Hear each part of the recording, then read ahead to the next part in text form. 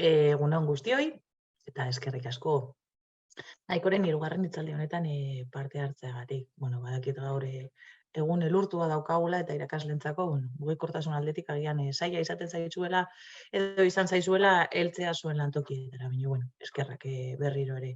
Eta, barkatzea gaur gure zuzendariak ezin izan du parte hartu hitzaldi honetan, beste ezinbesteko hitzorduak zituelako.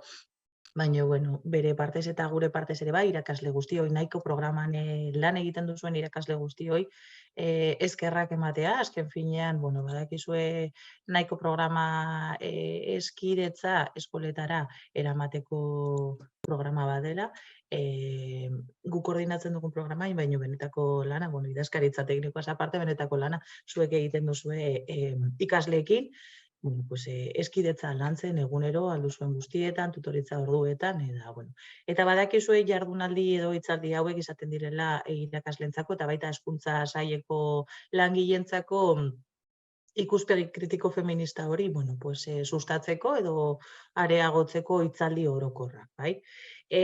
Gaur, Iria Marañon daukagu gurekin, laiztaz hartuko da, eta, besterik gabe, segundutxo bat, ze blokeatu zait, orain, eta hementxe gaude. Gauzatxo bat gogoratu nahi nizuen. Hitzaldi hau eta bestelako hitzaldi batzuk, kasu konkretu batzuetan izan ezik grabatuta gelditzen dira, eta hizlariei eskatzen diogu, material txiki bat ere eskaintzea, ez baldin bada beraien aurkezpena, bestelako laburpen bat, eta material guzti hori, Emakundeko webunean aurkitu dezakezuen Naikoren atalean, badago atal bat dela irakasleen prestakuntza, eta aurkituko dituzue hor egindako jardunaldi guztiak, jardunaldiak grabatuta daude ere bai, Bilbon egiten genituenan, eta hitzaldiak horrelako formatuan ere grabatuta daude dituzue aurkezpenak, eta dituzue hizlariek partekatzen dizkiguten bestelako materialak, eta Iriak ere bai esan digu, partekatuko diguta material batzuk, laburpenaz aparte eta bere aurkezpenaz aparte. Vale, buenos días Iria, no sé si estás por ahí, si quieres puedes poner ya la cámara. Sí, ya. Hola, buenos días. ¿Qué tal? Buenos días. En un momento y de manera muy breve, para dejarte todo el espacio para ti, te presento un poco, ¿vale? Cuando hicimos la inscripción, ahí ya facilitamos un poco los distintos libros que habías escrito, pero volvemos a recordarlos, ¿no? Que son Educar en el feminismo, Educar a un niño en el feminismo y Libérate de la carga mental. Por eso, actualmente su trabajo es editora de libros de texto. ¿Cómo te presentabas? Siempre nos gusta preguntar, ¿no? ¿Quién soy yo? ¿No? Una presentación de manera distinta, y tú nos decías que eras editora, escritora y activista feminista, ¿no? Y en esta intervención, nos vas a hablar un poco de la coeducación, ¿no? De cómo general, de cómo se construye el género desde la infancia, ¿no? De qué manera inconscientemente, la sociedad reproduce y apuntala, como decías, los roles sexuales y los estereotipos, ¿no? Y cómo afectan a niños y a niñas, cómo identificarlos, cómo desmontarlos, ¿no? Y cómo entender que coeducar no es educar en igualdad, ¿no? Y que hay diferencias de socialización en niñas y en niños. Y sin alargarme mucho más, Iria, te doy la palabra. Vale, pues muchísimas gracias. Buenos días a todas y a todos. Y nada, para empezar quiero daros las gracias a Emakunde por invitarme. Para mí es un placer estar aquí. Así que, voy a compartir con todas y con todos la pantalla. A ver si lo hago bien. Vale. A ver, ¿qué tal? Perfecto. Perfecto, fenomenal. Muy bien. Pues empezamos entonces. Voy a hablar sobre la coeducación, sobre cómo empoderar a las niñas y cómo educar a los niños para la igualdad, ¿vale? Para empezar, vamos a ver un momentito. Para empezar, tenemos que entender que la coeducación, para entender qué es lo que es la coeducación, tenemos que entender primero qué es el feminismo, ¿no? Porque es un movimiento social y político que tiene más de 300 años de historia y que lucha por la liberación de la mujer y del sistema patriarcal. En estos siglos, el feminismo ha evolucionado con una agenda muy concreta que está centrada en liberar a la mujer del sistema patriarcal. Y las feministas luchamos para derribar el patriarcado e instaurar un nuevo orden social que sea diferente al que se ha creado hasta ahora por los hombres. ¿Por qué? Porque el patriarcado, en este sistema las mujeres padecemos opresión, que es jurídica, social, económica, sexual, reproductiva, y mucha de esta opresión la identificamos claramente, como cuando nos dan los datos del empleo, y vemos cómo están las mujeres, los sueldos de las mujeres con respecto a los hombres, etc. Ahí vemos claramente, ¿no?, dónde está la desigualdad, pero es que hay muchos escenarios donde vamos a ver estas evidencias de estas desigualdades que genera este sistema. Sin embargo, uno de los grandes desafíos en la actualidad creo que es la opresión que recibimos sin darnos cuenta, a la que nos entregamos casi de forma voluntaria. El neoliberalismo nos ha convencido de que las mujeres libremente elegimos ser oprimidas, y es el gran triunfo del patriarcado, ¿no? Hemos llegado a interiorizar la opresión de tal manera que incluso asumimos como progreso y pseudofeminismo lo que siempre ha sido dominación y opresión, ¿no? Por eso es importante entender que las feministas no queremos cambiar 4 cosas, lo que queremos es cambiar el sistema. Ya lo decía Andrea Dworkin, ¿no? Decía que el movimiento feminista es un movimiento revolucionario, no reformista. Y para cambiar el sistema tenemos que empezar a educar a las nuevas generaciones. Y aquí es donde cobra especial importancia la coeducación. Coeducar no significa educar a las niñas y a los niños conjuntamente, ya que las escuelas mixtas existen en nuestro país desde hace más de 40 años. Coeducar significa educar a las niñas y a los niños de forma igualitaria, pero rectificando las injusticias históricas y actuales que sufren las niñas y educando a los niños para identificar sus privilegios. Así que no nos sirve de nada educar a nuestras niñas para que sean más libres y para que tengan poder si no estamos educando a nuestros niños para que no interfieran en esa libertad y en ese poder. Para coeducar, lo primero que tenemos que entender es que no existen cerebros rosas o azules. Es decir, que las diferencias biológicas que hay entre mujeres y hombres no justifican los estereotipos y los roles sexistas.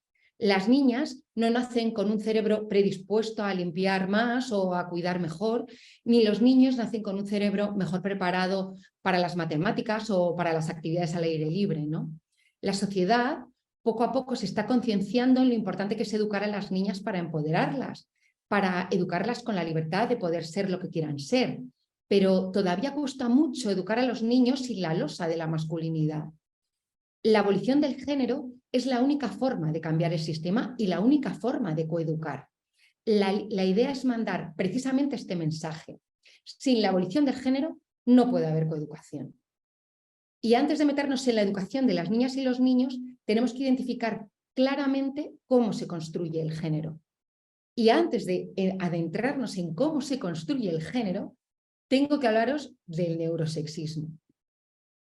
El neurosexismo es deducir que las diferencias biológicas que existen entre hombres y mujeres justifican los estereotipos y los roles sexuales. Es decir, el neurosexismo es pensar que existen cerebros rosas y azules, que hay cerebros de niñas y cerebros de niños. Sabemos, porque los estudios científicos así nos lo confirman, que no existen diferencias entre el sexo femenino y el masculino más allá de las distinciones físicas, es decir, nuestras diferencias cromosómicas, sexuales y anatómicas no justifican las desigualdades sociales y no justifican que un sexo u otro tenga capacidades o talentos o habilidades diferentes. Catherine Vidal, del Instituto Pasteur, dice que todos los roles que se le habían atribuido a la testosterona, que eran el apetito sexual o la agresividad en los hombres, no están respaldados por pruebas que tengan consenso en la comunidad científica. Sin embargo, las investigaciones que se han hecho en sociología y en etnología defienden que si los hombres adoptan estos comportamientos es por el resultado de una larga carga histórica y cultural que está vinculada totalmente a factores sociales. Vidal también explica cómo el córtex cerebral es mucho mayor en seres humanos respecto al resto de animales y debido a esto las personas somos mucho más sensibles al entorno cultural que a nuestros instintos. Por otro lado, la neurocientífica Gina Rippon explica que el problema es que los estudios sobre las presuntas diferencias cerebrales entre mujeres y hombres se basan en muestras muy pequeñas y en metodologías inconsistentes, e incluso en análisis estadísticos bastante deficientes. Por lo tanto, podemos concluir que los comportamientos son educables, tal y como confirman la mayoría de los estudios que se han hecho en estas áreas, que no existen cerebros de hombre o de mujer. Así que si hablamos de cómo educar a un niño y a una niña para vivir en una sociedad feminista, igualitaria, no me importa si a un niño su impulso le lleva a jugar con pelotas o a coches o a ser agresivo o a no interesarse por las tareas del hogar o de los cuidados, ¿no? A mí tampoco me interesaban nada las tareas del hogar y sin embargo me inculcaron su importancia como a la mayoría de las mujeres, ¿no? Por lo tanto, habrá niños que no se interesen y otros que sí, igual que las niñas. Las niñas y los niños nacemos con un sexo que es una evidencia material y que es una forma de categorizar a los seres vivos, y el género es lo que la sociedad impone a un sexo o a otro en el momento del nacimiento. Tenemos que entender que al patriarcado le conviene muy bien distinguir la feminidad y la masculinidad, porque para que el sistema funcione es necesario identificar claramente al opresor y a las oprimidas para dotarles a ellos de privilegios y para someterlas a ellas, ¿no? Por nuestro sexo se crea la opresión de las mujeres, por nuestra capacidad reproductiva y sexual, y a partir del sexo se construye nuestro género. ¿Y por qué las feministas queremos abolirlo? Porque es la jerarquía sobre la que se sustenta el sistema patriarcal. La construcción del género empieza mucho antes del nacimiento. Cuando una embarazada va a hacerse una ecografía de su bebé, generalmente ya va a salir de la consulta sabiendo si es una niña o un niño. Así que su entorno va a empezar a formarse unas expectativas muy concretas. Creemos que las niñas van a ser más dóciles, pero también van a ser más complicadas. Creemos que nos van a cuidar mejor cuando seamos mayores, que nos van a hacer mucha más compañía, o que incluso podremos ponerles lazos o vestidos. Y sin embargo, creemos que los niños serán mucho más independientes, que serán mucho más sencillos, que con un balón de fútbol tendrán cubiertos prácticamente todos sus intereses, que no nos van a cuidar, que llegará un punto en el que se van a desvincular de la familia, se van a desvincular de los cuidados y se van a desvincular de nosotros. Y toda esa proyección que hacemos nos viene de la construcción del género que la sociedad impone. Se convierte en una profecía autocumplida. Nuestras expectativas y las expectativas que toda la sociedad tiene en lo que es ser una niña y lo que es ser un niño se cumplen a través de la construcción del género. Cuando el bebé nace, lo marcamos desde el nacimiento para situarlo correctamente en la sociedad, ¿no? A las bebés niñas se les ponen pendientes, se les viste de color rosa o con colores pastel o colores claros, con ropa muy sofisticada, con faldones, faldas. A su alrededor va a tener referentes de personajes delicados y dulces. Tendrá bailarinas, mariposas, hadas. A los bebés niños, sin embargo, se les va a vestir con colores oscuros, azules, con ropa mucho más cómoda, y a su alrededor los personajes van a ser fuertes, van a ser aventureros, van a ser piratas, superhéroes, marineros, pero no solo les llenamos de complementos sexistas mientras son bebés, también se les va a tratar de forma diferente. Hicieron un experimento en el que a un bebé niño lo vestían con una ropa de niña y se lo dejaban a unos adultos para que interactuaran con él. Lo podéis ver en YouTube porque está ahí, lo hizo la BBC. Cuando creían que era una niña, estas personas le decían que qué guapa era, que qué buena era, la cunaban, la trataban con mucha delicadeza y con mucha dulzura y con mucha ternura. Sin embargo, cuando pensaban que era un niño, le decían cosas como que qué fuerte era, que era un hombretón. La voz incluso era más firme por parte de la cuidadora del cuidador. Intentaban incluso ponerlo de pie, moverlo. Con esto podemos ver que la sociedad no trata de la misma manera a las niñas y a los niños, incluso desde que son bebés. También se han hecho estudios con respecto a las expectativas de las madres y de los padres sobre el calendario evolutivo. Es decir, cuando creen que los niños y las niñas son capaces de dominar diversas habilidades, ¿no? Como ponerse de pie, sujetar cosas con las manos. Y resulta que también varía si tenemos niñas o niños, ¿no? Las madres y padres de niños creen que conseguirán estos logros mucho antes que los padres y las madres de niñas. Por eso cuando las y los bebés toman conciencia, ya están perfectamente socializadas y socializados dentro de su género. Y en cuanto amplíen su círculo, querrán identificarse con su grupo de referencia, que serán o las niñas o los niños. De esta manera nos damos cuenta de cómo desde la más tierna infancia, desde que son bebés, ya los vamos a tratar de manera distinta. Por eso que luego no nos sorprenda cuando se van a comportar de manera distinta cuando todavía son muy pequeñitas o pequeñitos, ¿no? La construcción del género y la socialización va mucho más allá y se va a reforzar cada vez más a medida que van creciendo y que van ampliando su entorno social, ¿no? La sociedad en pleno se va a encargar de reforzar la idea de que las niñas son adornos, se las adorna como si fueran un objeto, van a aprender que su valor fundamental reside en la belleza exterior, y a medida que van creciendo se va intensificando con el maquillaje, con las uñas de colores, con minifaldas, con medias, con tintes del pelo, con tacones, con ropa incómoda. Su personalidad también se va a ir modelando, se les impone jugar con muñecas, con cocinitas, con casas de muñecas, con abalorios, con maquillaje o con jabones. Como no se resaltan otras habilidades, ellas van a entender que su valor fundamental, además de la apariencia, son los cuidados y las tareas del hogar. Se las enseña a ser sumisas y complacientes. Les decimos, las niñas no hacen eso, pórtate como una señorita. Las educamos para que sean obedientes, dóciles, con todos los mitos del amor romántico y con las ideas neurosexistas. Y si en casa no se las educa así, ya se encargará el resto de la sociedad de hacerlo, incluso en las escuelas. A las niñas se las va adiestrando para que poco a poco acepten la opresión del sistema de forma voluntaria. Sus ambiciones serán estar guapas, convertirse en madres y complacer a los hombres. Por otro lado, las cualidades principales de los niños son la fuerza, el poder, y desde que son bebés se les habla, como habéis visto, en un tono más grave, y sus referentes van a ser más fuertes, van a ser superhéroes, futbolistas, personajes con un gran poder social que ocupan todos los espacios públicos, ¿no? Se va modelando su personalidad para que sean agresivos, para que sean competitivos, inquietos, dominantes, para que sus áreas de interés estén fuera de los espacios de la familia y del hogar, para que lleven ropa cómoda, para que se puedan mover con libertad, ¿no? Entre los niños empieza a permear la idea de que las niñas son más débiles. Lanzas la pelota como una nena, lloras como una nena, te portas como una niña, y es el ejemplo de lo que nunca deben ser.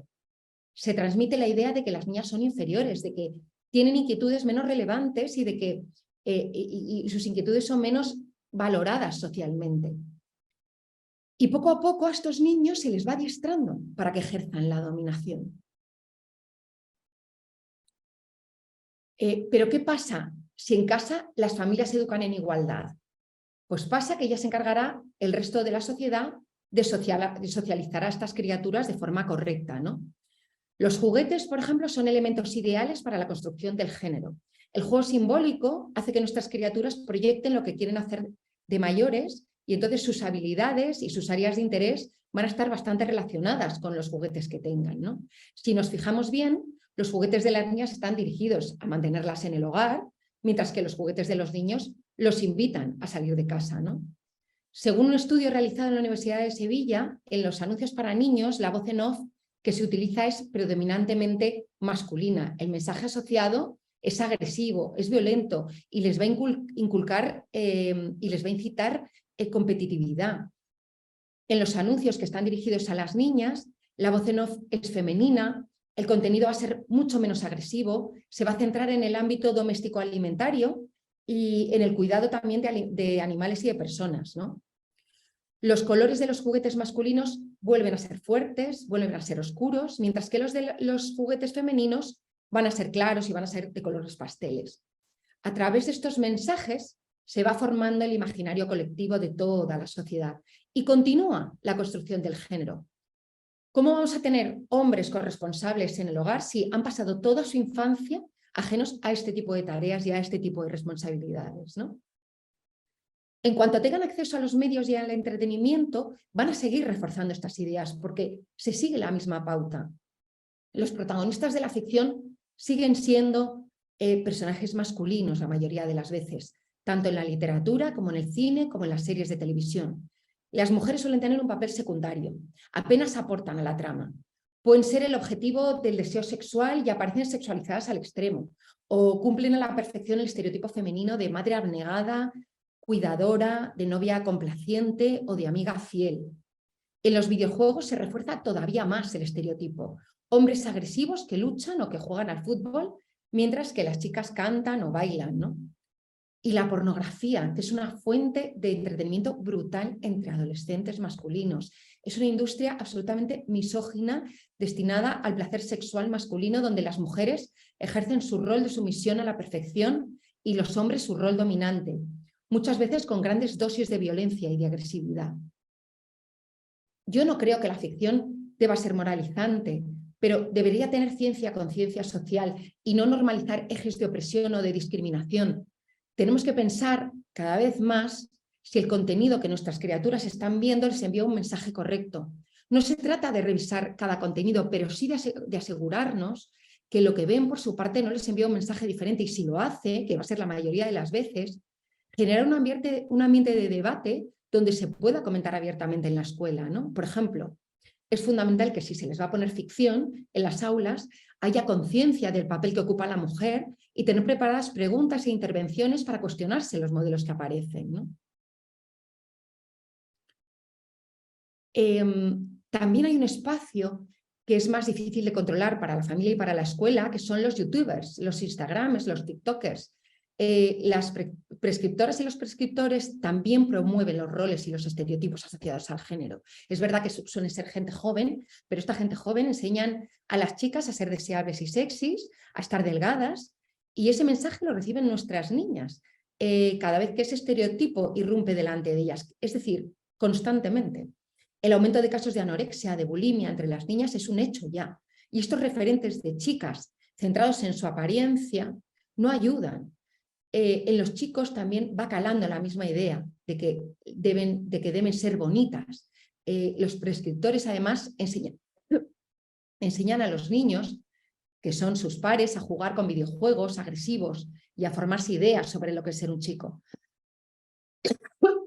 Perdón. Por eso es fundamental, por ejemplo, en la escuela, desarrollar el pensamiento crítico.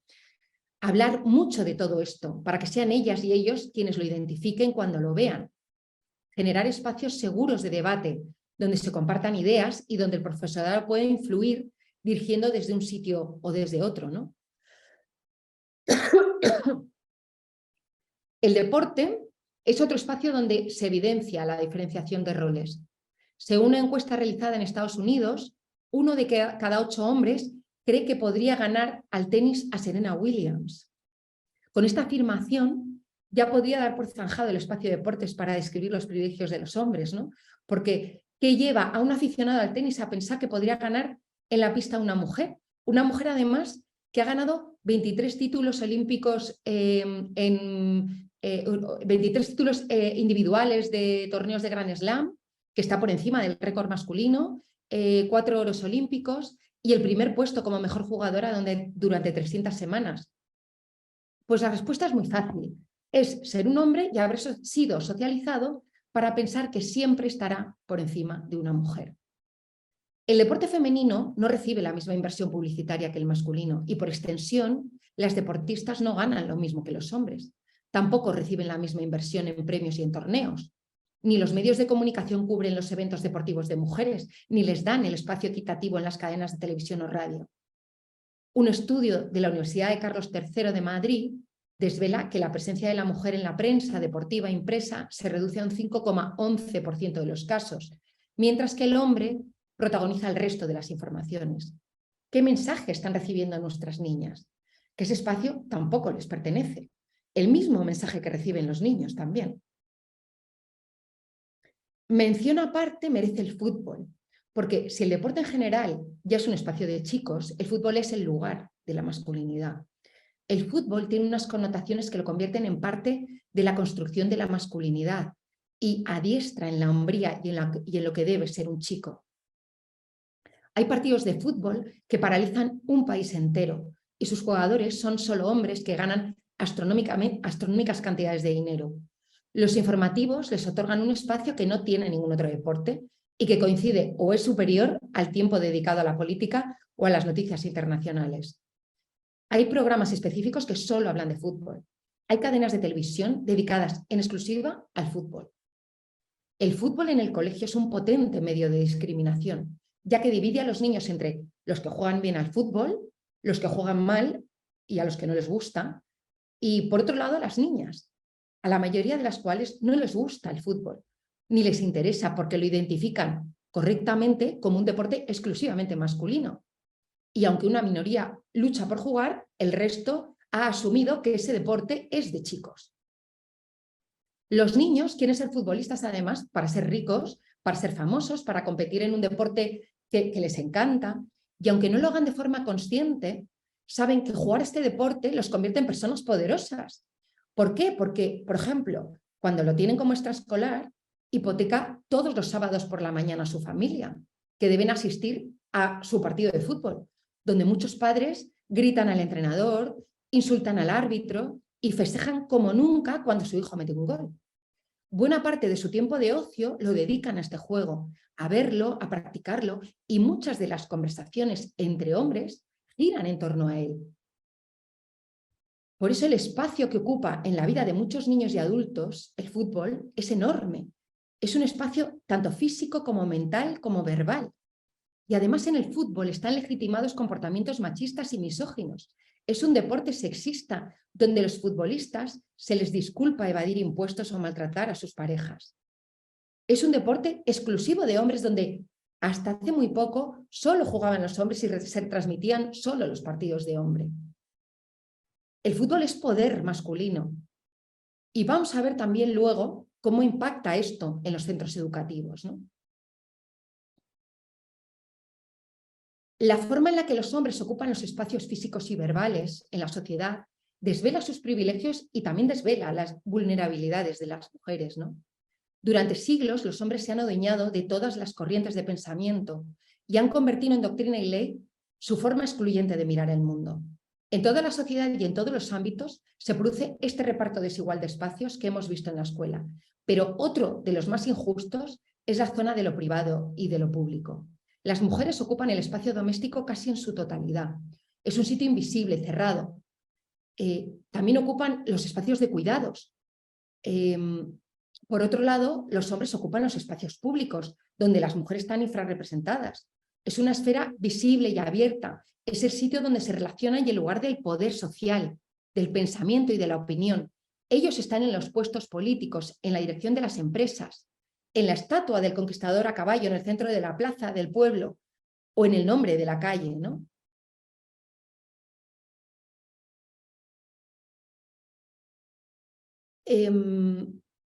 La publicidad es otro medio donde las mujeres aparecen como un objeto de reclamo y durante décadas han manipulado nuestra percepción para normalizar a las mujeres objeto. Se venda lo que se venda, siempre es mejor con una mujer sexy al lado, por lo que se venden dos objetos, el artefacto que esté en venta y la mujer que está al lado. Y nuestras niñas y niños lo aprenden rápido. También nos encontramos con mujeres que venden productos de limpieza o de la casa.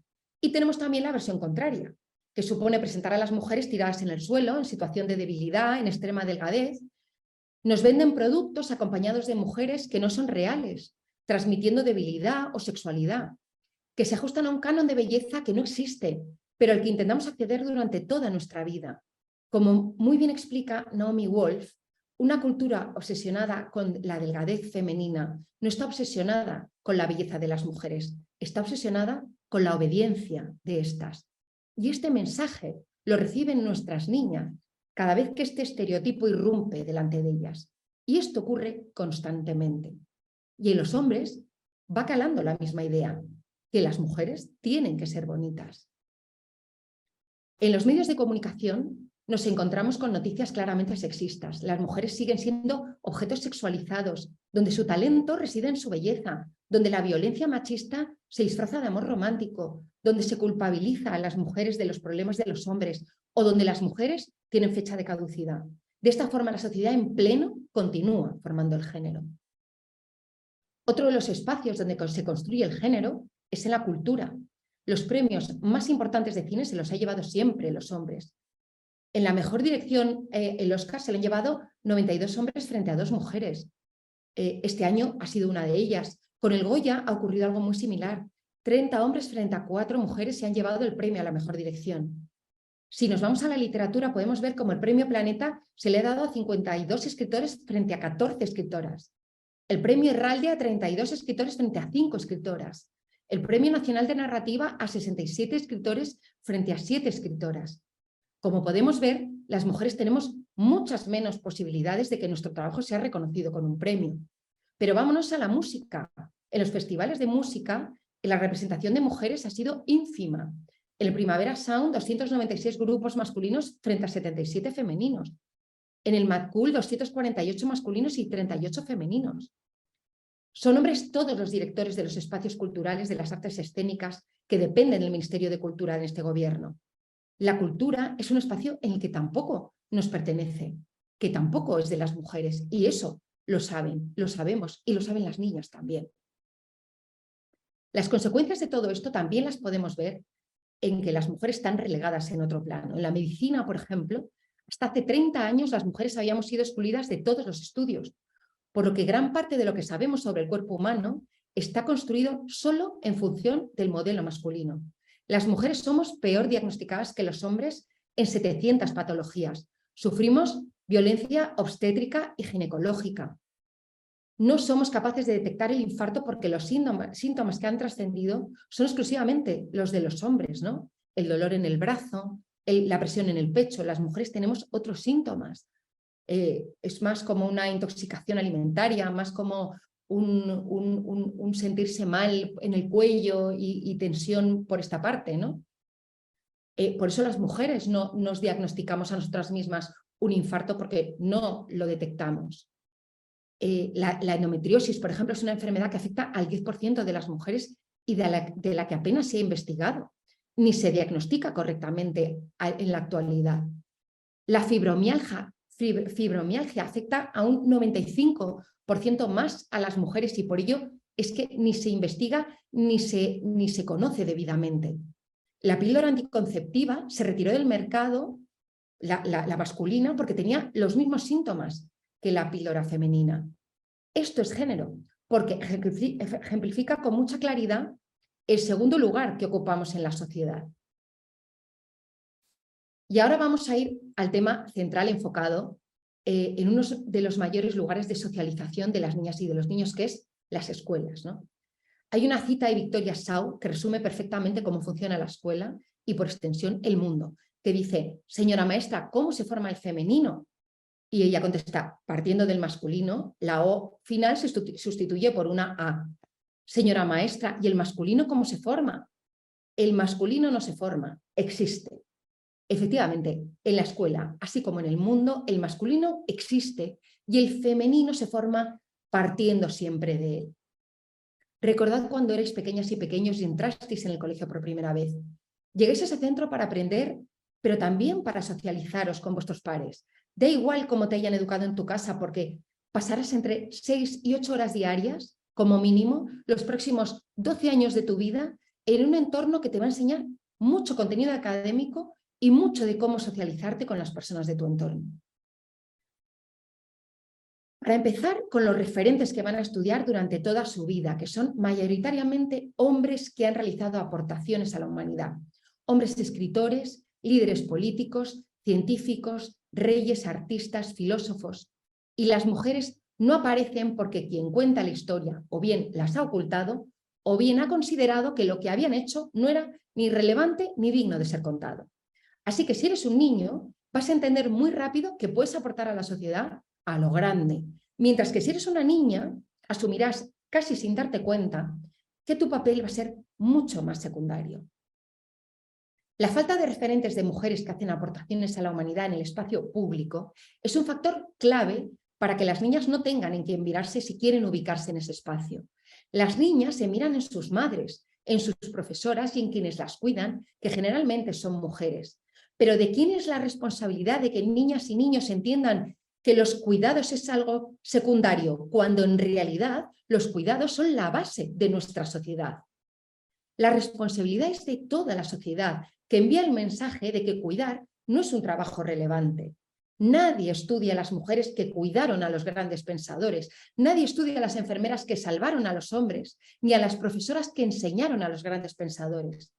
Por eso es muy importante destacar frente a las niñas y frente a los niños la importancia de cuidar, para que no solo sean ellas quienes el día de mañana cuiden, para que también sean los niños quienes vean en el cuidado una manera de aportar en la sociedad a lo grande. Esto es fundamental para entender que coeducamos con lo que no se cuenta. En los colegios existe el currículum oculto, que es todo lo que aprenden las y los estudiantes fuera del currículo oficial, muchas veces de forma involuntaria, a través de corrientes ideológicas que están asentadas en la sociedad. En este caso, el sistema patriarcal impregna absolutamente todo lo que aprenden los estudiantes. Y muchas veces la dominación ocurre sin que nos demos cuenta. Por ejemplo, los estudios nos confirman que los niños intervienen mucho más en clase que las niñas. Los profesores y las profesoras les dan más la palabra a ellos sin darse cuenta. Además, los niños interrumpen más y interrumpen más a las niñas. Y los niños molestan más y molestan más a las niñas. El mensaje que envían a las niñas a través de todo esto es que lo que ellas tienen que decir es menos valioso y que son mucho menos importantes. Además, los niños ocupan mucho más espacio dentro del aula, se mueven más, cuando van a sacar punta al lápiz a la papelera, dan un rodeo mucho más grande que el que dan las niñas. Y en los patios ocupan todo el espacio central jugando a la pelota, mientras que las niñas se quedan en los laterales. Las niñas ocupan ese espacio que sobra, que está en los márgenes, asumiendo un rol mucho menos activo, con juegos más tranquilos y desarrollando habilidades de comunicación mucho más emocionales.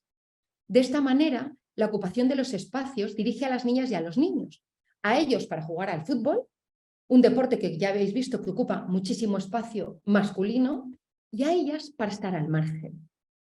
En los colegios en los que se han hecho patios coeducativos, donde se potencian juegos más inclusivos como saltar a la comba, gincanas, voleibol, bailes, se ha observado cómo las niñas y muchos niños que no jugaban a la pelota ahora hacen más ejercicio, se mueven más y juegan conjuntamente las niñas y los niños.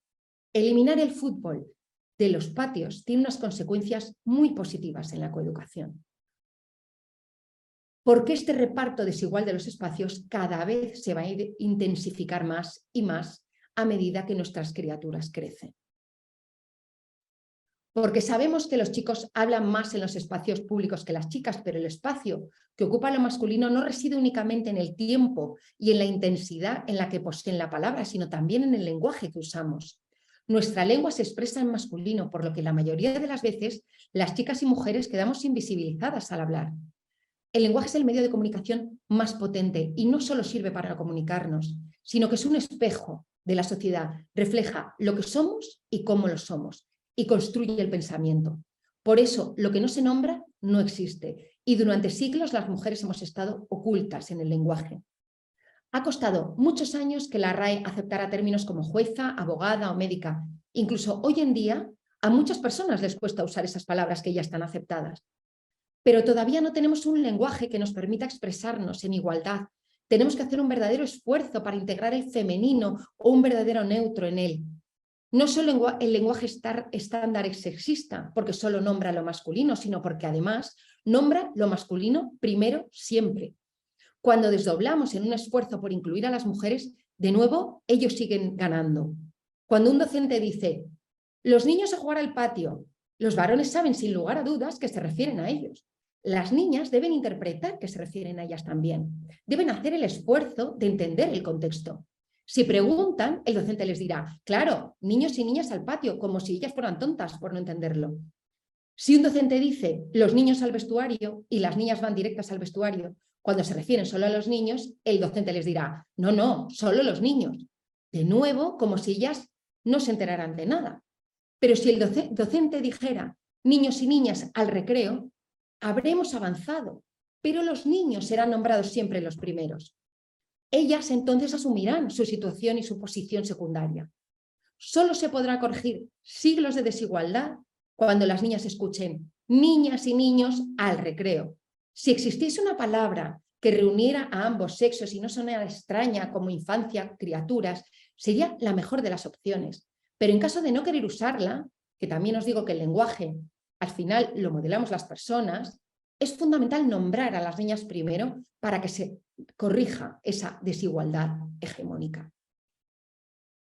Las frases hechas que se dicen a su alrededor también educan de forma desigual. Así, durante toda su infancia y el resto de su vida, nuestras criaturas tendrán que oír cosas como el rosa es de niñas, el fútbol de niños, pórtate como una señorita, sé un hombre.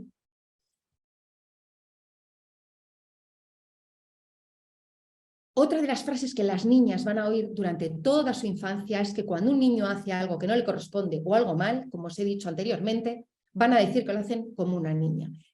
Lloras como una nena, lanzas la pelota como una niña, corres como una niña, pareces una niña con esa camiseta. Todo lo que está relacionado con ser niña tiene connotaciones negativas y eso lo van a aprender las niñas y los niños. Ante este panorama, ¿quién quiere ser una niña? Nuestras niñas y nuestros niños también van a aprender lo que es el género cuando observan a qué se dedican las personas adultas que tienen a su alrededor. Van a aprender quiénes hacen las renuncias en el trabajo fuera de casa, quiénes dedican su mayor parte del tiempo a cuidarlas y a cuidarlos. Tendrán que saber que solo las mujeres, que solo las mujeres cuidemos impacta negativamente en nuestra emancipación, porque que seamos nosotras las que nos ocupamos del trabajo doméstico y de cuidados hace que ganemos un 23% menos de sueldo que los hombres. Y además nos cogemos un 31% de las reducciones de jornada y el 98% de los permisos por nacimiento. Casi el 50% de las españolas no tiene trabajo. Y así, sin enterarse, las niñas con 6 años, según un estudio de la revista Science, ya se sienten menos inteligentes que los niños. El género ya está perfectamente construido y asumido. Con esa edad, las niñas ya están sometidas a la influencia patriarcal y, lo que es más grave, los niños también. Y no solo se trata de datos oficiales. Las mujeres asumimos la mayor parte de la carga mental de todo lo que se gestiona dentro y fuera del hogar. La carga mental es la planificación, la organización, la gestión, el recuerdo de fechas, de citas, de detalles, de todo el trabajo invisible que principalmente las mujeres desempeñamos para organizar nuestras vidas y la vida de las personas que dependen de nosotras. Normalmente esa carga viene de las cargas familiares que soportamos en el cuidado de hijas e hijos, personas dependientes o de personas mayores. Tenemos que saber que las mujeres seamos las que asumimos en exclusividad la carga mental impacta también negativamente en nuestra liberación del sistema. Por esto es importante que los hombres asuman su parte de responsabilidad y que se les eduque desde niños.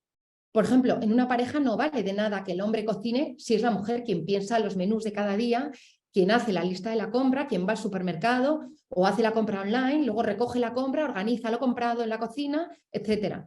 Tenemos que ser conscientes de todas las tareas asociadas que lleva la cocina. No solo cocinar, y una vez identificadas todas las tareas, incluidas las invisibles, hay que repartirlas como mejor convenga. Esto no solo hay que involucrar a la pareja, en este caso, quien debe corresponsabilizarse completamente, también hay que involucrar a las niñas y a los niños, quien tienen y pueden responsabilizarse de algunas tareas. También está impregnado de género lo que les contamos a las niñas y a los niños sobre el amor. El amor ha sido el lugar de realización de las mujeres desde hace siglos. Era el único sitio, el amor y la familia, donde la mujer podía hacer algo y donde podía realizarse. Por lo que se ha educado a las niñas para que consigan de adultas el amor romántico, a través de cuentos, de fantasías, de películas. Les decimos a las niñas que tienen que encontrar el amor para estar plenamente realizadas. Es una de las maneras que tiene el patriarcado de someternos. Por amor las mujeres cuidamos y hacemos el trabajo doméstico. Un trabajo que no se paga con dinero, solo con amor. Así la cultura popular nos ha contado que si tu pareja te maltrata es porque te quiere, que los celos son buenos porque son una muestra de amor, que ese que odias puede ser tu media naranja, que el amor todo lo puede, que es bueno dejar de ser lo que eres por ser otra persona. Aquí os pongo ejemplos de películas que hablan de todo esto. Hemos normalizado todo hasta el punto de que ni siquiera somos conscientes de ello. La forma en la que se nos muestra el amor y la concepción del amor la ha creado el patriarcado para afianzar la dominación. Y enseñamos a los niños a ejercer su dominación desde que son muy pequeñitos. Por ejemplo, cuando les decimos a un niño que tiene que insistir para gustarle a la niña que le gusta. lo hacen los personajes de su serie favorita y sus amigos, pero tenemos que saber que esa forma de seducir a través de la insistencia es una forma de acosar. Los chicos tienen que aprender a identificar cuando una chica está interesada en ellos y cuando no. Y si no lo está, dejarla tranquila. Recordad la típica escena en la que un niño le dice a una niña que le gusta y esta no le hace caso. Y a su alrededor se le dice que insista, que le regale flores, que le lea un poema, lo que sea. No, la respuesta es, si no le gustas, no insistas. ¿Cuántas veces las mujeres nos hemos sentido acosadas por otros hombres? ¿Cuántas veces un hombre quería mantener una relación sexual o sentimental con nosotras y hemos tenido que tirar de mentiras, de excusas para decir que no? ¿Cuántas veces nos han insistido? ¿Cuántas mujeres conoces que han acabado con un hombre porque éste ha insistido hasta la saciedad, pero ellas no estaban interesadas? Y lo más importante, ¿por qué hay hombres que se sienten legitimados para presionar a las mujeres en nombre del deseo o del amor? Porque si la mayoría de las mujeres nos hemos sentido así, significa que la misma proporción de hombres ha actuado de esta manera.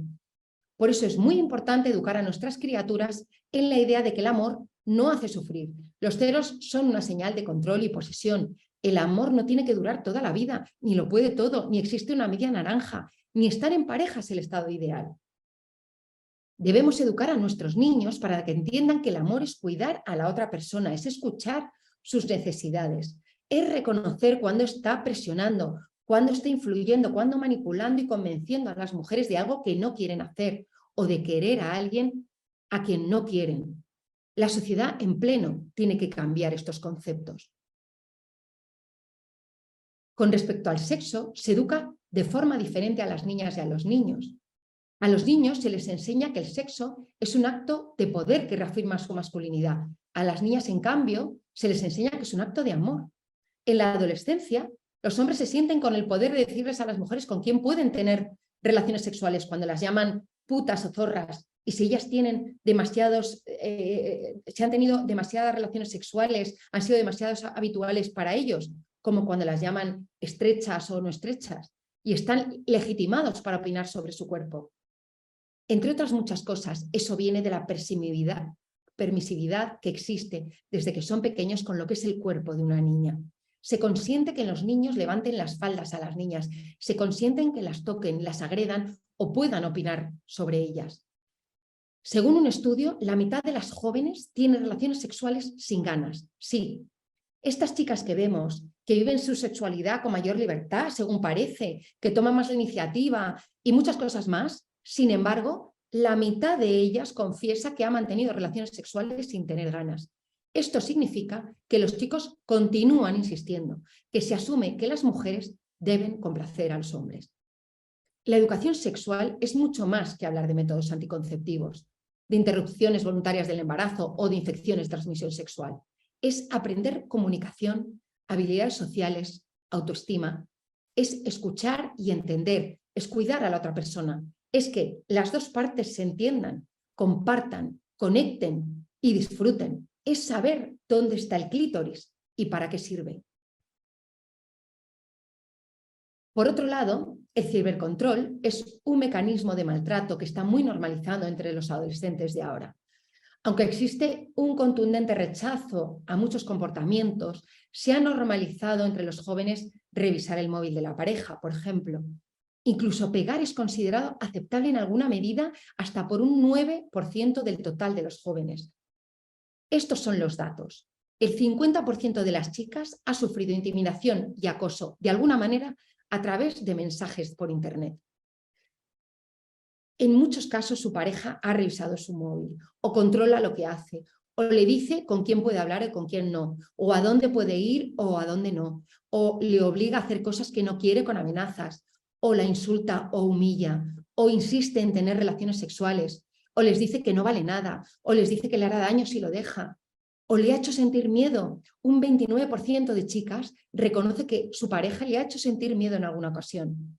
O le ha grabado con el móvil y le ha hecho un vídeo sin su consentimiento. Las formas de acoso se van sofisticando y ahora además tienen que lidiar con el upskirting, que es una técnica que consiguen hacer fotos por debajo de las faldas a las chicas con el móvil sin su consentimiento, con el slut shaming, que ha sido algo que ha pasado toda la vida, donde se culpabiliza, critica y humilla a las chicas por su pasado sexual, o el seguimiento y el control de una persona a través de las redes sociales, que lo llaman el stalking, y un largo etcétera, ¿no?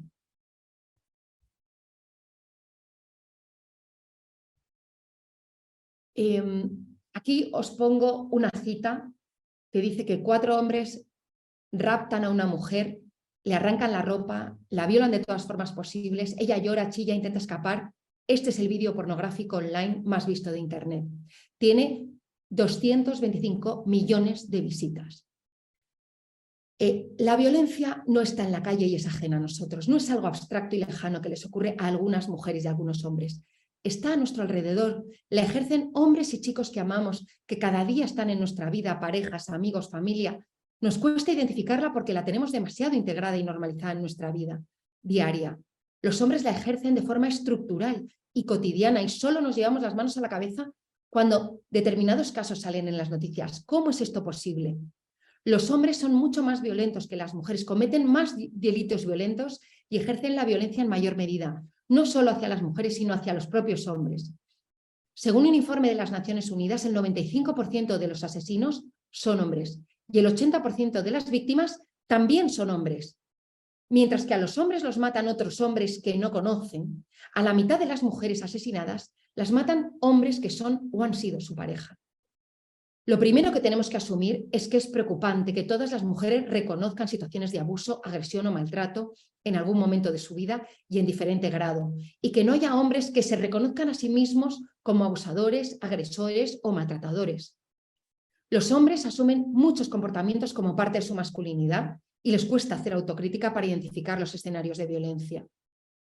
La complejidad de esta violencia estructural hace que debamos seguir con la premisa de abolir el género.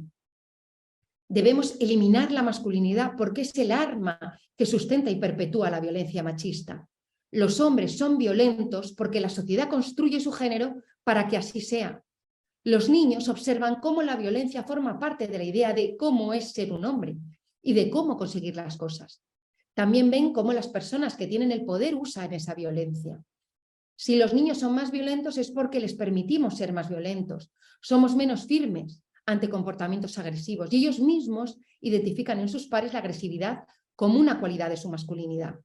Y por supuesto el acceso de los niños a la pornografía desde edades cada vez más tempranas está normalizando las relaciones sexuales y violentas, pues la asumen como parte natural de las relaciones.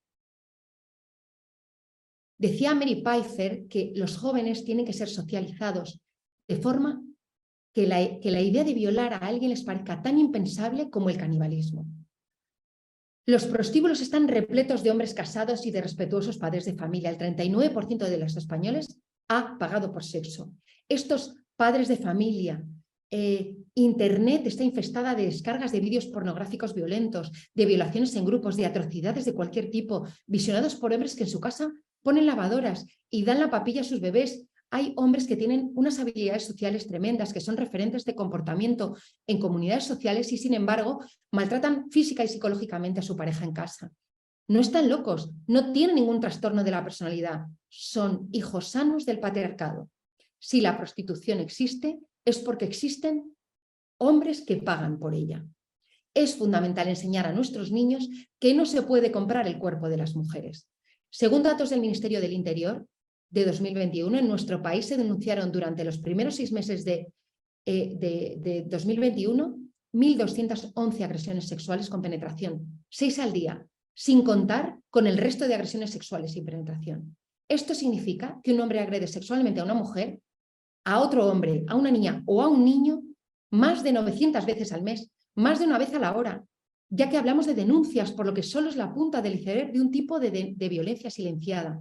Y las denuncias aumentan cada año. En 2022 aumentaron un 34,6%. Y los delitos cometidos por chicos menores de edad en 2022 aumentaron un 12%.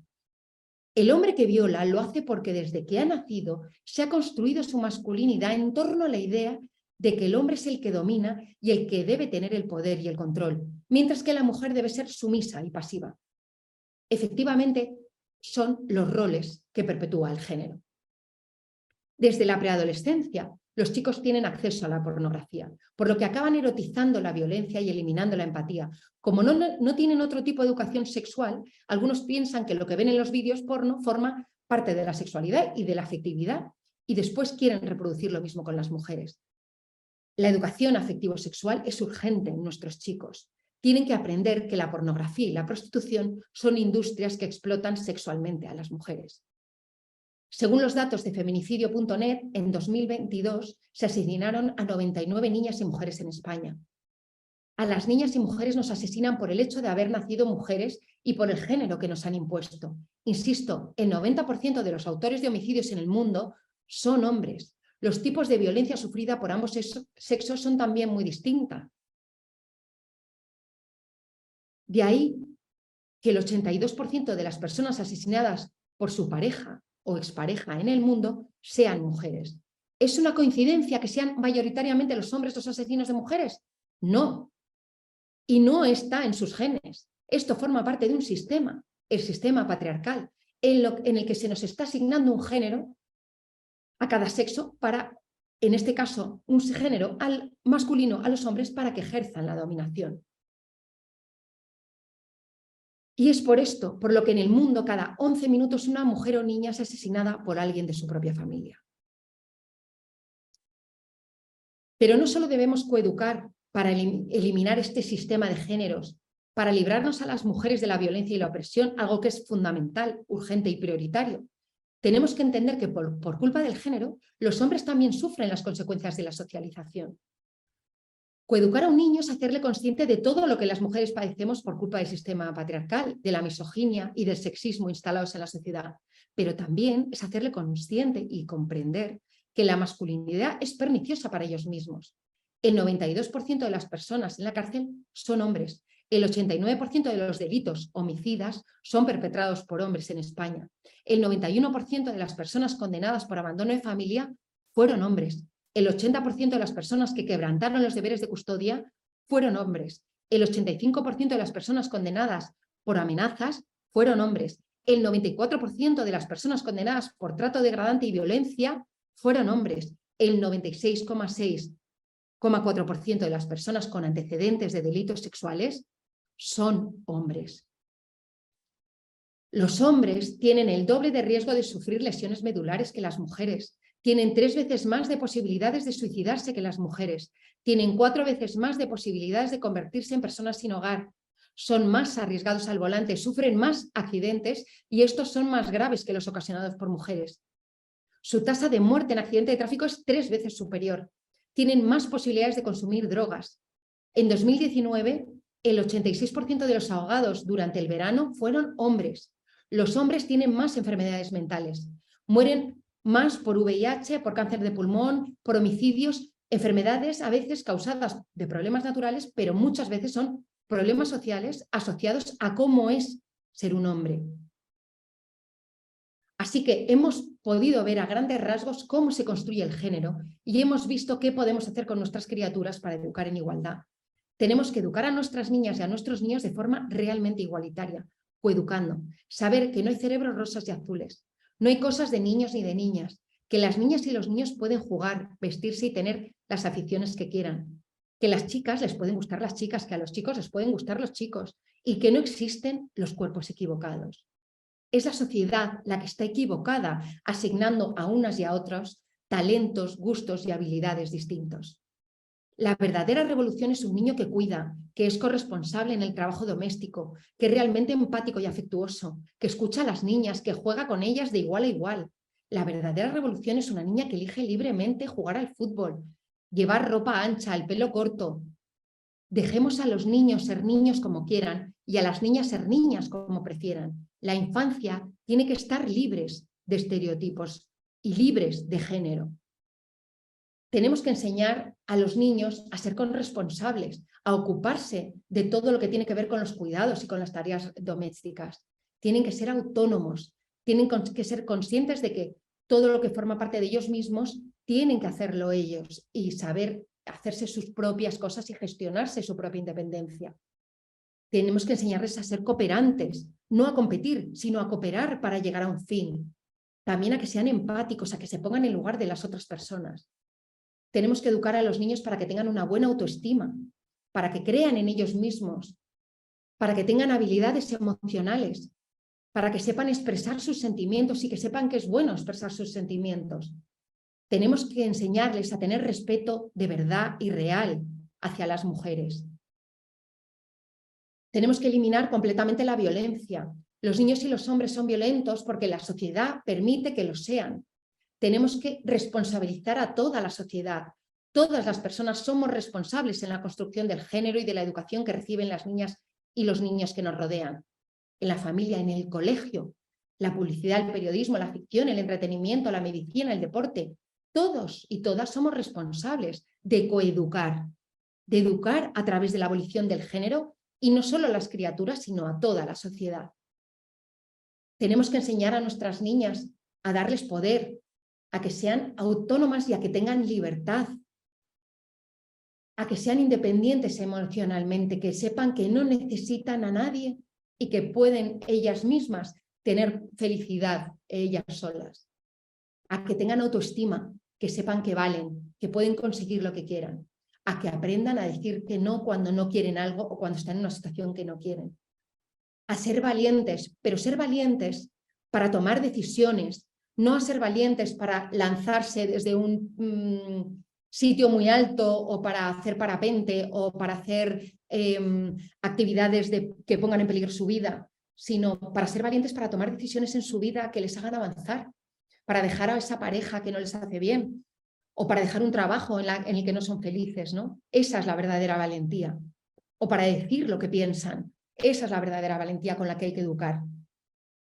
También hay que estimular el liderazgo, no llamarlas mandonas cuando ellas cogen el liderazgo, no intentar bloquear esas formas que tienen las niñas muchas veces de mostrar y que muchas veces se les castiga llamándolas mandonas, ¿no? Y sobre todo, y muy importante, que tengan referentes a su alrededor de mujeres que consiguen muchas cosas y de hombres también que son capaces de cuidar, que son capaces de enseñar y que están en esos espacios que hasta ahora han estado reservados para las mujeres. Tenemos que entender que el género no es solo complemento, ropa y formas de expresarse. Hoy vemos a muchos hombres vestidos de forma alejada a lo que se espera de su género, pero eso no los convierte en rompedores de estereotipos. El género es, como hemos visto, que las mujeres se ocupen de los cuidados y el trabajo doméstico y eso repercuta en sus opciones laborales y en su independencia económica. El género es que las mujeres tengamos menos sueldo y trabajos más precarios. El género es que los hombres maltraten, violen y asesinen a las mujeres. Está muy bien que los hombres y las mujeres puedan vestirse y expresarse como quieran, pero eso no los convierte automáticamente en rompedores de género. No nos equivoquemos con esto. El género es una jerarquía de sexos donde porque un chico se ponga un vestido de Frozen o se pinte las uñas, no lo va a eliminar. Es mucho más profundo. El género influye en nuestras criaturas asignándoles su lugar en el mundo desde antes de que tengan conciencia, como hemos visto, ¿no? Todo este tiempo. Le van a cortar su libertad para que decidan cómo quiere ser, porque su estereotipo siempre va a pesar mucho más. Por eso la mayoría de las mujeres son las que se ocupan de los cuidados y de las tareas domésticas y la mayoría de los hombres se ocupan de proveer, porque se ha construido el género para que así sea.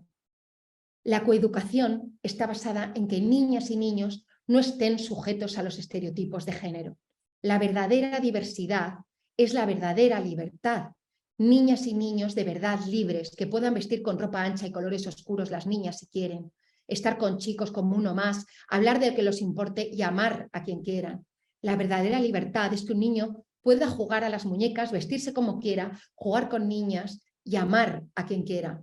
Pero sobre todo, la verdadera revolución es enseñar a los niños a ocuparse de la familia y de la casa y a que dejen su espacio a las niñas. Mucho cuidado con las nuevas identidades de género, que no son en absoluto transgresoras, sino que perpetúan el género y el sexismo. Una niña a la que le gusta el fútbol o lleva el pelo corto, pantalones o le gusta jugar con chicos, es una niña libre. Cuidado. Un niño al que le gusta estar con niñas, que le gusta los vestidos o maquillarse, tampoco es una niña en un cuerpo equivocado, es un niño libre. Si perpetuamos la idea de que las niñas y los niños que rompen con los estereotipos están en un género o en un sexo equivocado, estamos perpetuando el sexismo, el machismo y la homofobia.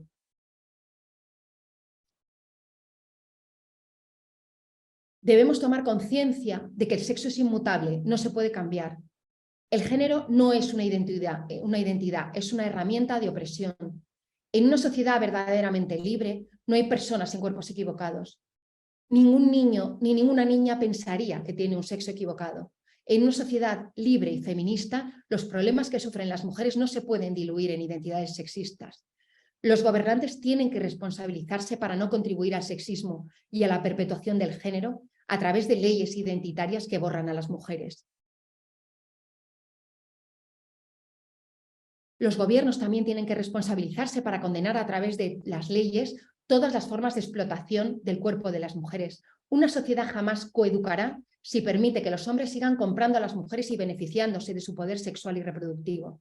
La sociedad debe abolir la prostitución, persiguiendo al proxeneta, sancionando al putero, ofreciendo salidas a las mujeres en situación de prostitución, garantizando sus derechos y concienciando a la sociedad para que el debate se centre no en si una mujer es libre de vender su cuerpo, sino en si aceptamos vivir en una sociedad en la que el cuerpo de las mujeres se pueda comprar, bien para fines sexuales o bien para fines reproductivos. Y ante todo, el germen de toda la opresión está en el género. Abolir el género es eliminar los estereotipos y roles sexistas. Es romper con el sistema jerárquico que oprime a las mujeres. Y es posible hacerlo a través de la coeducación. Para terminar, os voy a dejar con una frase de Paulo Freire que dice que la educación no cambia el mundo, cambia a las personas que van a cambiar el mundo. Y yo añado, y la coeducación va a ser la clave para educar a esas personas que van a cambiar el mundo. Muchas gracias. Muchísimas gracias, Iria. Qué puntualidad, te lo agradezco. Nada, como sabéis, se me ha olvidado deciroslo al principio, pero bueno, esto ya lo conocéis. Podríais haber hecho durante toda la intervención preguntas en el apartado de Questions and Answers. Bueno, hay gente que ha ido preguntando porque bueno, les parece muy interesante la ponencia, la presentación y quieren trabajarla después. Entonces, la presentación, como la ponencia de Iria, estará grabada y bueno, en cuanto la editemos la colgaremos en la página web. Entonces, tenemos ahora 15 minutos, 20 minutos para hacer preguntas. Aprovechar, de verdad, aprovechar para preguntar lo que queráis a Iria, algo más que quiera ampliar o alguna cuestión que queráis preguntarle en concreto. No sé si hay una pregunta. Nada, que les ha gustado mucho.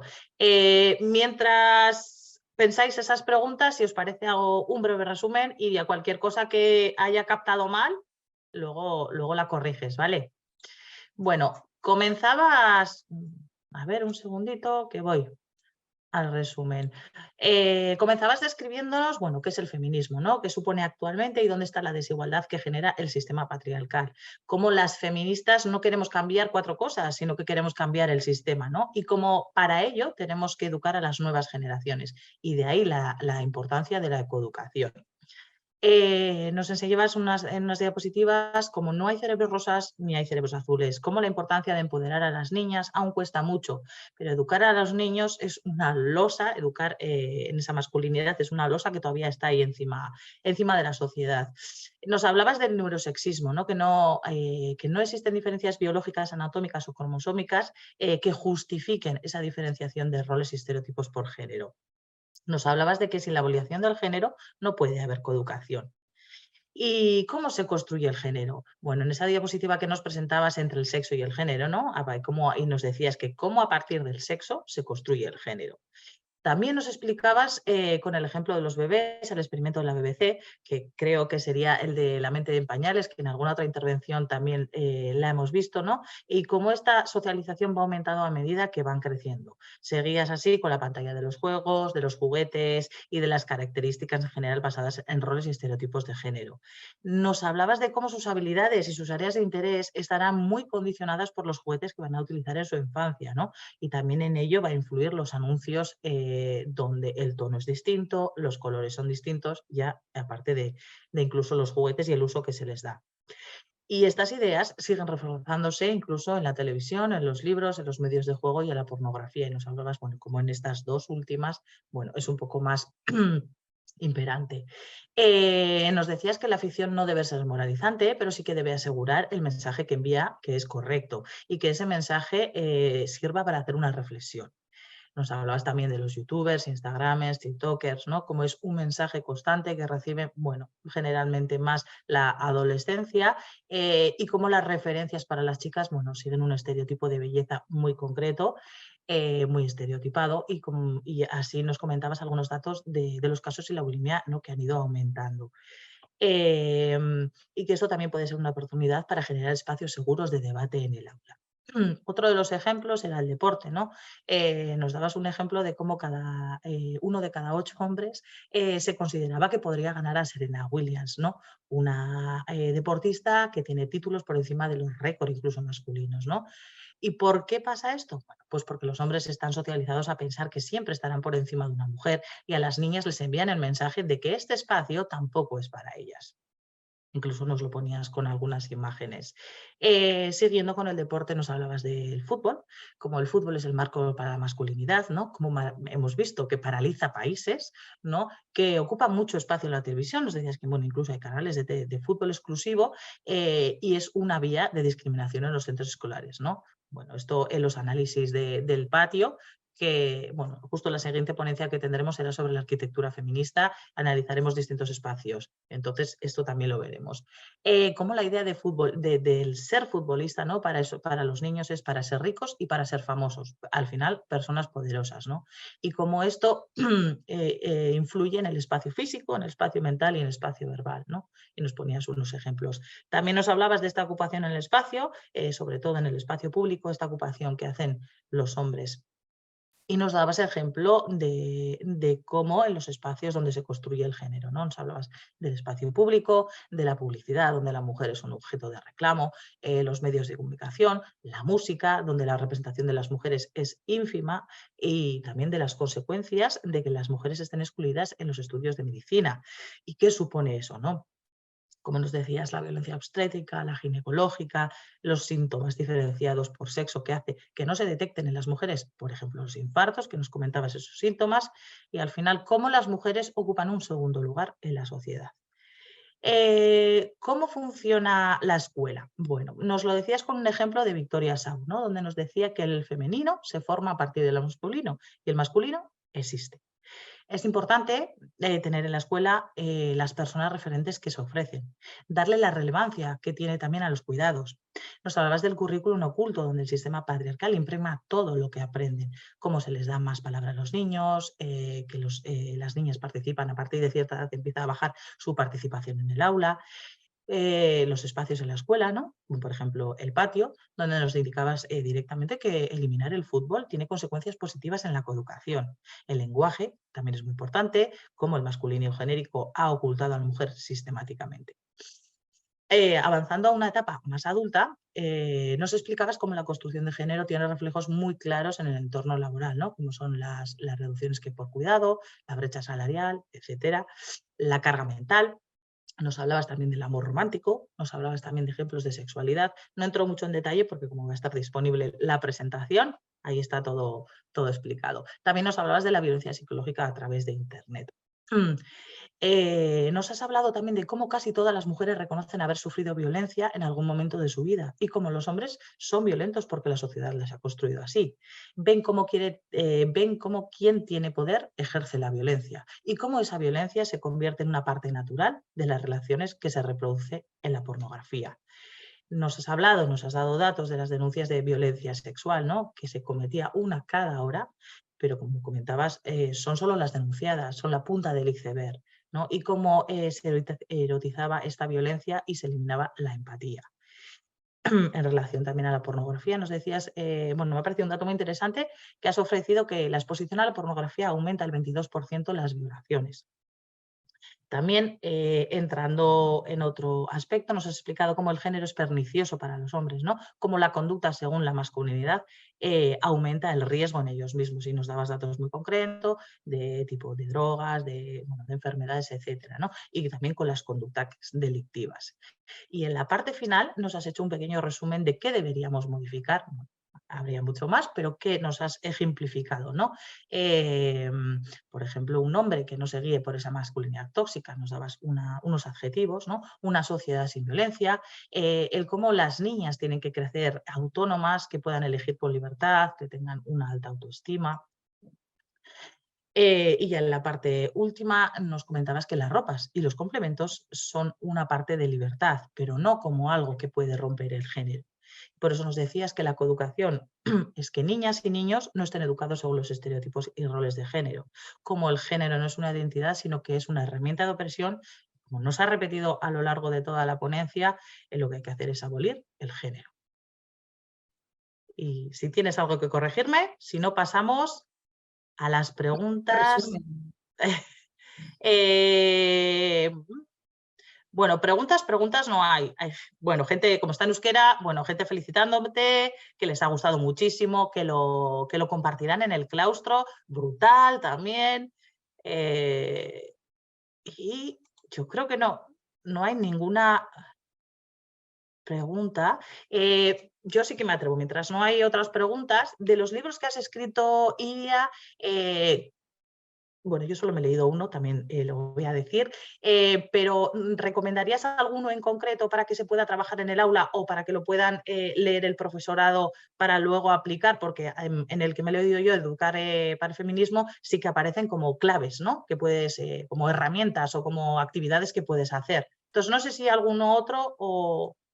Pues el educar en el feminismo, que fue el primero, que es más general, es educar a las niñas y a los niños y es bastante general y tiene claves. Ese, pues como tú dices, yo puse algunos, no diría actividades, ¿no? Pero como cositas que se pueden trabajar en el aula o se pueden trabajar donde sea. Y luego en el de educar a un niño en el feminismo, que a mí me parece más importante todavía que el anterior, porque creo que lo de empoderar a las niñas, la sociedad lo tiene muy... Ya está como... Esa parte la tenemos muy asumida, ¿no? En toda la sociedad, que hay que empoderar a las niñas. Pero lo de quitarle privilegios a los niños todavía cuesta. Entonces creo que para mí es mucho más importante el libro de cómo educar a un niño en el feminismo, porque da más claves sobre cómo se produce la dominación y cómo se educa a los niños para que la ejerzan, porque al final es un constructo social. Entonces, ¿cómo podemos eliminar ese constructo social? Entonces, creo que ese libro me parece más definitivo, o sea, creo que es más importante. Vale, sí que es verdad. Emakunde hace un mes organizó unas jornadas internacionales, bueno, sobre masculinidad, ¿no? Y al final, bueno, pues esta era una de las cuestiones que salía, ¿no? Que la necesidad imperiosa de trabajar en los centros escolares esa masculinidad, masculinidad hegemónica, tóxica, etcétera. Vale, muy interesante, muy bien explicado. ¿Alguna recomendación de lectura para el ciclo de primaria? ¿Habría? Sí, pues de lectura para ellos, dicen, para las niñas y los niños, o para Sí, la yo creo persona que adulta. sí, para el Ah, ciclo de primaria, entiendo. Sí, para trabajar en primaria. pues mira, los de Nela Turin y Adela Bosnia, me parece que se llaman, que son unas italianas que tienen unos libros desde hace 30 años, yo creo que tienen esos libros, los de Rosa Caramelo, El bonobo con gafas, unas tortugas que se llaman Arturo y Arturo y Clementina. Clementina. Esos libros que son de hace un montón de años ya hablan muy bien de cómo es el reparto, está para la infancia y hablan muy bien de cómo está construido el patriarcado y cómo funciona, ¿no? Y me parecen fantásticos esos libros. Ahora hay muchos, ¿eh? Ahora la verdad que hay bastantes, lo que pasa que así de memoria no se me ocurre, pero ahora cada vez hay más. Vale, otra de las preguntas. Con esta cuestión, bueno, lo llama teoría de abolir el género, ¿cuál es tu opinión sobre la transexualidad? Bueno, esto es un tema muy complejo Muy complejo, en muy complejo. debate, eso hay que decirlo, que quede ahí. Un tema complejísimo, pero es verdad que lo he dicho en la ponencia, o sea, lo he dicho que la transexualidad está basada en el género, o sea, para mí el problema como feminista es que lo que hace es perpetuar el género, porque si realmente nuestras niñas y nuestros niños, los hombres y las mujeres, fueran verdaderamente libres para poder expresarse, para poder sentirse, para poder hacer todo lo que estereotípicamente está determinado en el sexo contrario, no existiría. No existiría esa transexualidad. No existiría nadie que pensara que está en un cuerpo equivocado porque le gusta jugar al fútbol, porque le gusta llevar el pelo corto, el pantalón ancho y porque le gustan las chicas. Entonces creo que es una reflexión que hay que hacer. Y es lo que las feministas estamos pidiendo con la abolición del género, porque hablar de transexualidad es apuntalar el género. Entonces, me parece interesante hacer esa reflexión de qué pasaría en una sociedad en la que realmente hubiera verdadera libertad para expresarte como mejor te pareciera. No existiría esa idea de querer tener que cambiarte de sexo, porque la transexualidad es cambiarte de sexo. Entonces, eso es una reflexión mucho más grande, ¿no? Pero bueno, si queréis hablamos de todo esto, que es un tema fantástico, ¿eh? Sí, bueno, pues como ya hemos dicho, es un tema bueno en debate en el movimiento feminista, que tiene todavía mucho que replantear, mucho que reflexionar, y eso es. Vale, otra pregunta. Has utilizado muchos ejemplos de juguetes, publicidad, etcétera, que dan pie al trabajo con alumnado. ¿Alguna fuente para trabajar ejemplos reales con el alumnado para que vayan tomando conciencia y alimentar ese pensamiento crítico? Pero ejemplos reales, ¿en qué sentido? O Yo sea, entiendo que será de publicidad y juguetes. O sea, a mí, me adelanto, una actividad que nunca falla es en Navidades, coger los catálogos de juguetes y hacer un trabajo en ello. Pero no sé si es, Sayoa, no sé si es esa la pregunta, ¿eh? Si no puedes concretar un poco más para que vayan tomando conciencia del pensamiento. Al final, bueno, pues los centros escolares también que trabajáis en AICO es crear ese pensamiento crítico, no es trabajar sí que son distintos módulos, distintas unidades didácticas, pero es bueno trabajar de manera transversal, bueno, pues para conseguir una sociedad de relaciones igualitarias que no estén basadas en esa desigualdad de poder y unas relaciones democráticas. Sayoa, no sé si alguien más tiene alguna otra pregunta.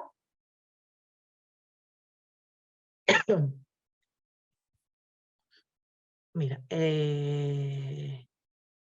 vale, otra pregunta del millón. ¿Cómo plantear en el claustro quitar el fútbol del patio? bueno, con mucho arrojo, ¿eh? Pero es que yo creo que con evidencias. O sea, creo que si se presentan las evidencias que hay, porque hay muchos estudios y muchos colegios que han quitado el fútbol y cuyos patios han cambiado completamente, creo que es importante que cuando se vaya a pedir eliminar el fútbol se vaya con evidencias en la mano de cuáles son los resultados de estos centros que han eliminado el fútbol de sus patios. Porque de verdad que es que las evidencias nos muestran que es que el cambio es absoluto. O sea, las niñas empiezan a hacer deporte, los niños que antes no jugaban al fútbol vuelven a participar y a hacer deporte y vuelven y juegan mezclados niñas y niños. Con lo cual es que ante estas evidencias yo creo que es un deporte o sea, me sorprende también mucho, ¿no? Que parece que es un deporte inamovible, que no se puede tocar, ¿no? Porque si estuviéramos hablando de boxeo o de cualquier otro deporte, pues seguramente habría más debate y más reflexión, pero el fútbol parece que es inamovible y que no se puede tocar. Entonces, creo que es fundamental que a la hora de tener que proponer el quitar el fútbol de los patios, se vaya con evidencia de cuáles son las ventajas de quitarlo. Eso es, sí. Además, yo creo que aquí en el entorno de la CAP hay muchos centros escolares, bueno, pues no es que ya hayan quitado o que una parte han quitado el fútbol o que por otra parte han quitado los balones, ¿no? Y bueno, Amparo Tome tiene su libro, ¿no? Balones fuera al respecto. Y evidencias posteriores hay, pero también hay evidencias anteriores donde si analizamos un patio vemos qué espacio ocupan los niños y qué espacio ocupan las niñas, ¿no? Entonces, bueno, en ese estudio. Creo que en la siguiente ponencia hablaremos de ello con Suriñe. Eso, como comentaba antes, una arquitecta feminista que ha trabajado en esto.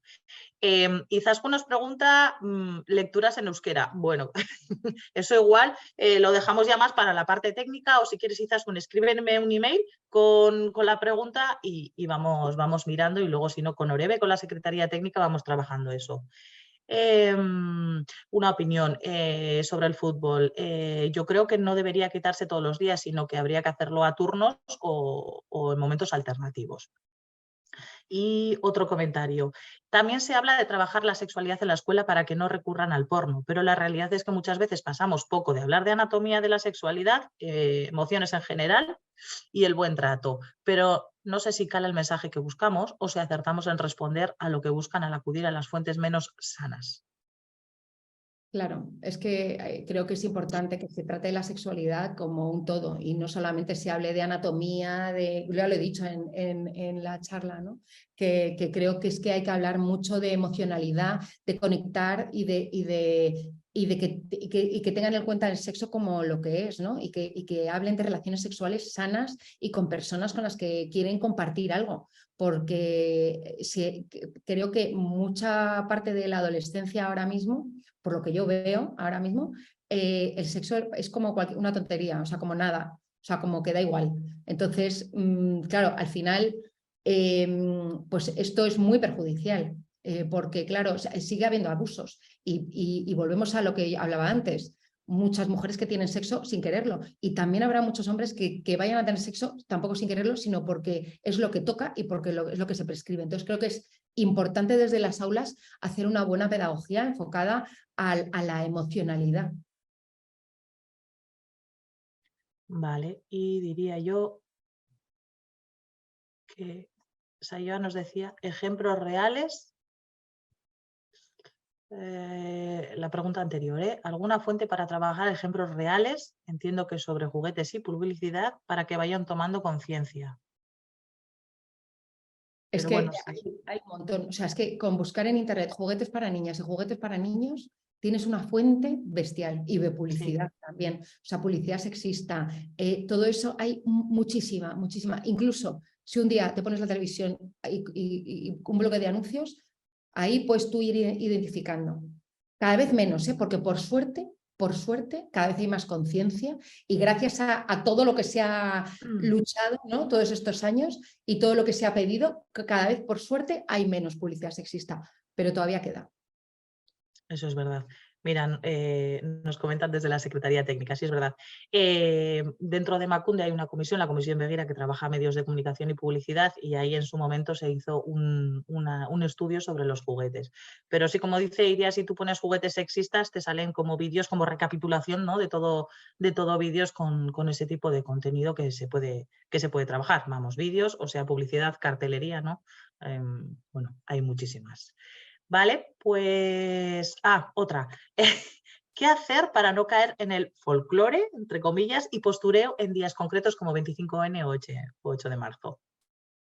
Claro, pues muy buena pregunta, bueno, muy buena reflexión en realidad, porque es verdad que parece que al final solamente se habla de las mujeres y de la lucha de las mujeres esos días. Entonces, creo que es importante tratarlo, pero creo que es algo que hay que hacer todos los días.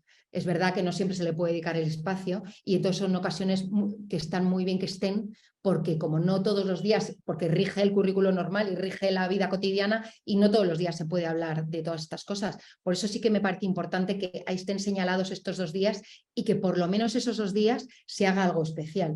Creo que sí que es importante que cobre relevancia, sobre todo que no se mezcle con otras luchas. O sea, me parece fundamental que tanto el 25N como el 8M no se mezcle con otras luchas, que ya hay tiempo para otras cosas y para luchar de otras formas. Esos días son contra la violencia contra las mujeres y entonces y hacia la mujer el 8M, y creo que hay que especificar y concienciar. Creo que es un buen momento para concienciar a todo el alumnado, porque recientemente han salido estudios de que 1 de cada 5 adolescentes no cree en la violencia machista ni cree que haya una desigualdad, porque no hay conciencia, porque no lo ven o porque no son capaces de identificarla. Entonces creo que es súper importante, ya que están esas fechas señaladas y que hay espacio para hacer cosas, que aprendan a identificar esa violencia que tienen a su alrededor todos los días, ¿no? Vale, y última pregunta. El vídeo de la BBC, no sé si es el de la mente en pañales o es otro, el que Sí, creo comentabas. que sí, forma parte de La mente en pañales. Es un Vale, extracto, pero sí. vale. Pues la mente en pañales, igualmente lo pones en Google y te sale fácilmente. Vale, pues como son 1:30 un poco pasadas, si os parece cerramos aquí. Recordaros que el 8 de febrero tenemos la siguiente ponencia, os enviaremos pues, a finales de mes, más o menos el 23 o así, os enviaremos la inscripción. Nada, muchísimas gracias, Ira, por tu intervención, por responder a todas las preguntas y por tu Gracias a participación vosotras. en este programa. Eta beste guztiei irakasleak eskerrik asko eta hurrengora arte.